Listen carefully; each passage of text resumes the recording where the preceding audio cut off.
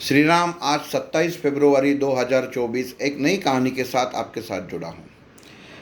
एक लड़का उत्तर प्रदेश से जो क्रिकेट में अपना भविष्य बनाना चाहता है, अपने पिताजी से कहता है कि मैं अपना भविष्य खुद बनाना चाहता हूँ, और पिताजी उसके ऊपर भरोसा रख के उसे मुंबई आने की इजाज़त देते हैं।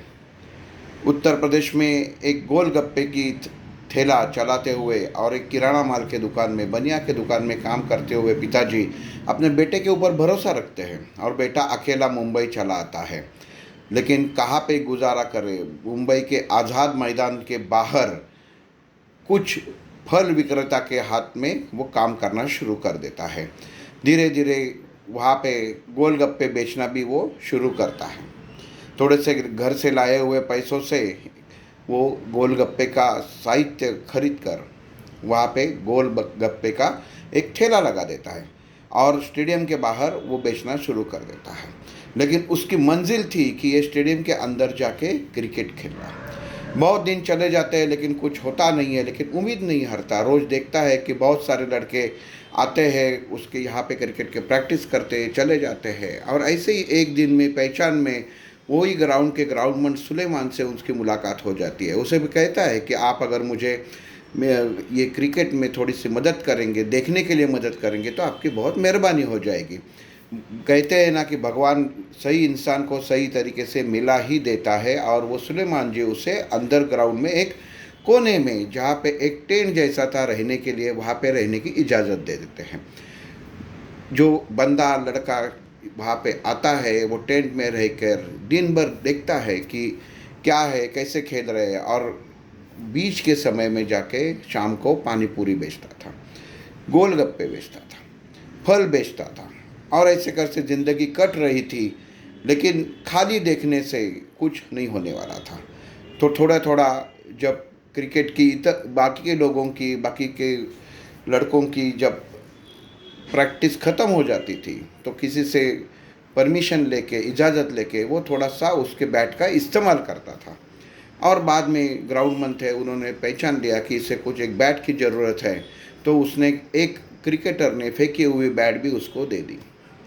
इससे इसका गुजारा होना, ये आनंदित हो गया कि मुझे कुछ खेलने के लिए मिल गया। कुछ लेने की उसकी हैसियत ही नहीं थी, खाने की इतनी बनती थी। रात को जब सोता था टेंट में, तो इतनी चींटियाँ काटती थी कि कभी कभी पिताजी को फ़ोन करके बताता था कि ऐसे ऐसे बहुत तकलीफ़ें है। पिताजी बोलते थे, बेटा अगर तुम इतने दुख में हो, कष्ट में हो, तो आप गाँव वापस चले आओ। हम लोग अपना बनिया के दुकान में काम कर रहे हैं तो गुजारा करेंगे, ज़्यादा कष्ट मत दो।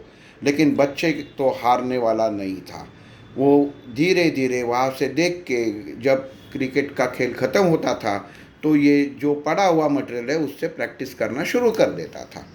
एक दिन मुंबई के ही सांता क्रूज के एक क्लब के गुरु, जो कोच बोलते हैं, ज्वाला करके, वहाँ पे मैदान में आ जाते हैं और वो देखते हैं कि एक लड़का ऐसा ऐसा एक कोने में खेल समाप्त होने के बाद प्रैक्टिस कर रहा है।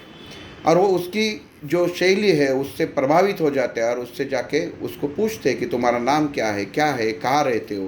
तो वो बता देते हैं कि मैं यही ग्राउंड में रहता हूँ और यहाँ पे ही देख के सीखने की कोशिश करता हूँ, लेकिन मन में ये उम्मीद है कि मैं भी क्रिकेट खेलूँ। वो उसे उसका टैलेंट देख के उसके साथ वो लेके जाते हैं और ख़ुद के एकेडमी में उसको भर्ती कर देते हैं। और लेकिन उनको मालूम नहीं होता कि इसको कुछ भी नहीं इसके पास। तो वो उसे लड़के को 2 साल के लिए खुद के साथ रहने की परमिशन देते हैं, उसका खाने का इंतज़ाम कर देते हैं। लड़का धीरे धीरे उनके क्लब से खेलने लगता है, लेकिन गोलगप्पे और फल बेचना बंद नहीं करता। धीरे धीरे दिन कट जाते हैं और एक दिन, जैसे बोलते हैं कि उसका जो टैलेंट है, वो राजस्थान रॉयल के जो मेन संघ प्रमुख है, जो जिनका संघ है, वो ओनर को ध्यान में आ जाता है ये लड़के की शैली, और वो उसे खरीदते हैं। इसको कोई पूछने वाला नहीं था, कोई इसको कुछ बोली कीमत नहीं थी, तो उसके अंदर उनको वो फ़ायदामंद लगता है और वो उसे खरीदते हैं। बस ये लड़का राजस्थान रॉयल से खेलने चालू कर देता है, लेकिन बदकिस्मती से वो सीज़न में वो कुछ कर नहीं पाता। लेकिन उसका टैलेंट जो था, वो भारतीय क्रिकेट टीम मुंबई के एसोसिएशन देख लेती है और उसे रणजी में खेलने का मौका देती है। क्योंकि जो सर जहाँ पे वो ज्वाला सर थे, उनके जो बोलते हैं ना, कहा पे अपनी किस्मत अच्छी होनी चाहिए, जो साथ है उनका दबदबा होना चाहिए, तो उसको मौका मिलता है और उसका वो सोना कर लेता है। उस साल की सबसे ज़्यादा रन्स वो लड़का बनाता है और उसे राजस्थान रॉयल में दूसरे आईपीएल में भी उसको प्रवेश मिलता है, जहाँ पे उसकी बैट चलती है। बाद में इंडिया के अंडर 19 में उसका सिलेक्शन होता है और वो player of the tournament select हो जाता है।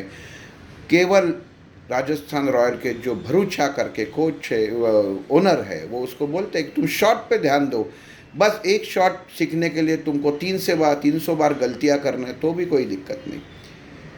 दोस्तों, ये लड़के का नाम है यशस्वी जायसवाल, जो आज भारतीय इंडियन क्रिकेट टीम का ओपनर बैट्समैन है।